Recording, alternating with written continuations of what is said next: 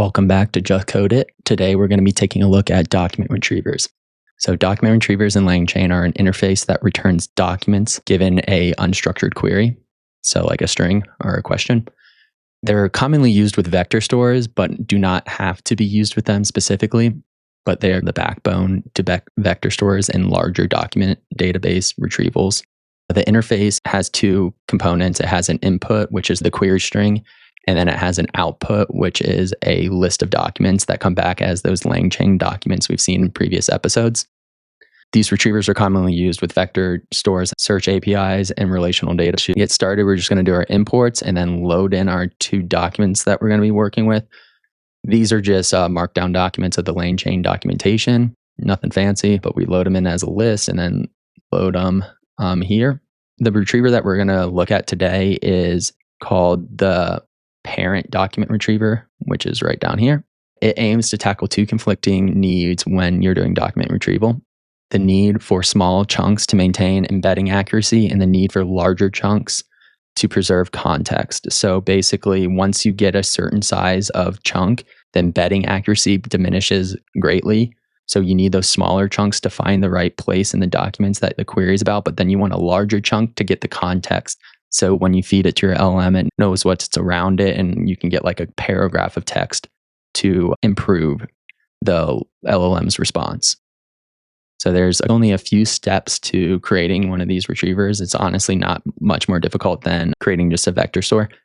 You first want to create the smaller chunks, so the chunks that you're going to be searching up the actual query on, and then you're going to have the larger chunks that get returned from those smaller chunks. So it gets those document or the parent ID, so the level up ID, the larger chunk, and returns those instead of returning the smaller chunks.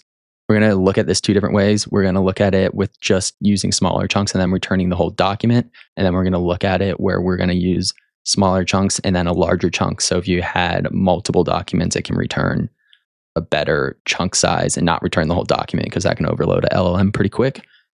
Just to start, we're just going to make our recursive character splitter and split at 500 for the smaller or the child splitter, what we're actually going to search with our query string. Then create a vector database with it.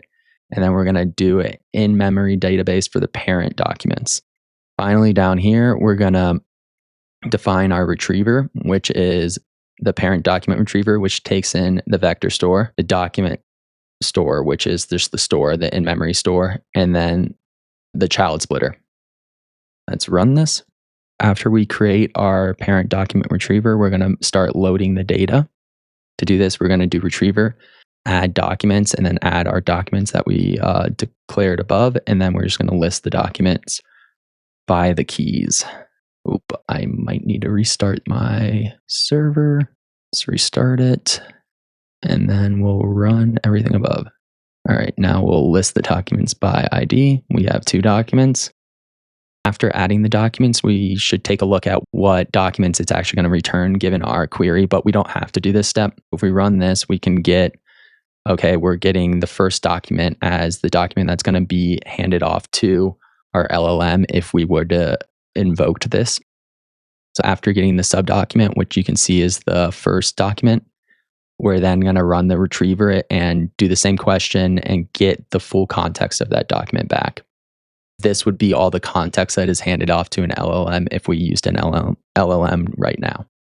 And yep, a lot more text comes back.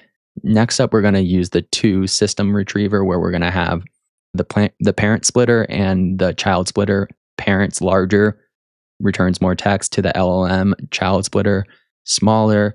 We define our parent, which is the recursive text splitter, the chunk size of 2000, and then the child with another recursive text splitter and a chunk size of 500.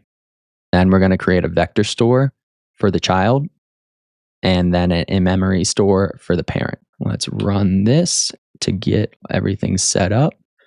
And then it's a lot of the same, but the only difference is when defining your parent document splitter, you now have an input that is parent splitter, and then you give it the parent splitter so it knows what documents it wants to return given the similarity search. We run that, and then a lot of it's exactly the same as above. We do the retriever, add the documents, and we're just going to list the keys. So 21. So it used to be 2 documents. Now we got 21 documents that we're going to be searching over for our first search. And now we can actually return 5. And we're just going to print those content. So the content of the first one. But if we want to see the content for all of them, just to see the size difference, this is the content for all those sub documents. These are all the sections of the document that it came up with. We have the same thing where we're then going to use we should use the send questions. What is LangChain used for? For some reason, when you leave the question marks in there, it gets all screwy. These are the documents that we got given that. And then the retrieved documents are going to be retriever, invoke, and then we're just going to invoke that same question, and we're just going to check page content, like how much it's returning, and the first document's content.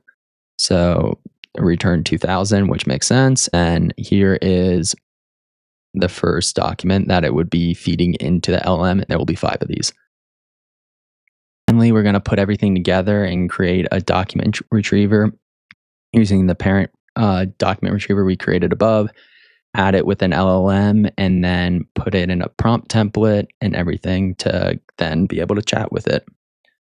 First, we're just going to create our LLM just using a llama, and we're going to do our template, which is answer the questions based only on the following context. We're going to give it the context, and then we're going to give it the question, and we're going to add it to a prompt template, and then we'll print the prompt template.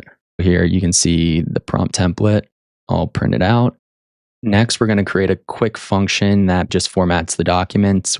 We're going to take all those documents that came back from the retriever, and we're going to pass it into the format documents right here, take the content from them and join them all together to make one long document. And then we're going to define our chain. If you're not familiar with LangChain, this markdown or this LangChain expression language, I believe is what it's called. It basically works from left to right. So as you can see, we're going to get the retriever, and the retriever is going to get passed into the formatter. And the formatter will get passed into the prompt, which will then be passed into the model, and then the output string. So how we want it to be printed out to the screen. This is really concise language. I would highly recommend learning the LangChain expression language. It takes a lot of steps away. Finally, we're just going to use the chain and then invoke off of it with the query that we want. When we run this, we'll take a second because we're using the LLM now. And that is the response. That is it for this video on LangChain retrievers. I'm also thinking about doing another video on multi-vector store retrievers. Let me know down below if you want to see that. That is it for today, and I'll see you next time.